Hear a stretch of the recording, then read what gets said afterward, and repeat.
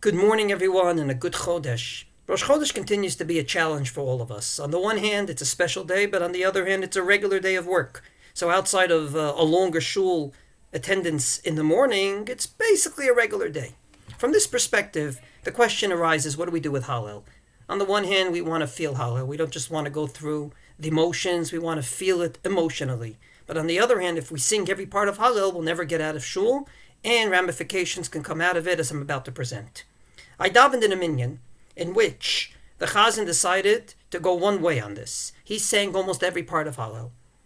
Many people looked at him askance, saying, it's Rosh Chodesh, but it's not a Shabbos, it's not a Yontiv. And he whispered to someone, people should say hallel properly.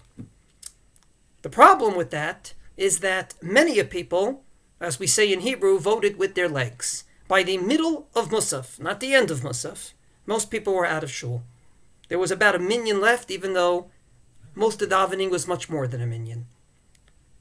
I believe that the challenge is there. How much do you sing during Hallel on a Rosh Chodesh is there. But it has to be balanced with the following halacha.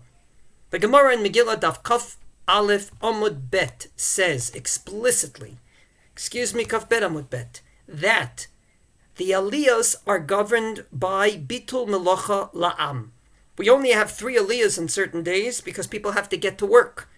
And we have less aliyahs based on when the people need to get to work, known as bitul melacha la'am. If you're going to take a stand on hallel and saying people should say hallel properly and they shouldn't rush through it, then you better know who the people are in that minyan. And if those people need to get to work on a regular Rosh Chodesh, then don't take that stand. You're not an only child, and quite frankly, it's awful that by the middle of Chazarat Hashatz of Musaf, most people were out the door because of that Chazan stand.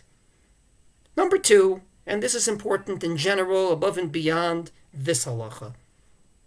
A Chazan is not an educator that says, do as I do. A Chazan is a shliach tzibur. He's a messenger of the congregation that sent him. He dare not start saying, this is the way you should do things and I'm going to force you to do it from the Chazan stand from the pulpit.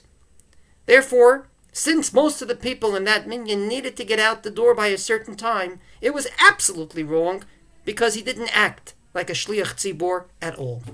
So lesikum, indeed Rosh Chodesh continues to be a challenge. However, 2 things. Number 1, take into consideration bitul melacha la'am. And number 2, take into consideration you're a shliach tzibur.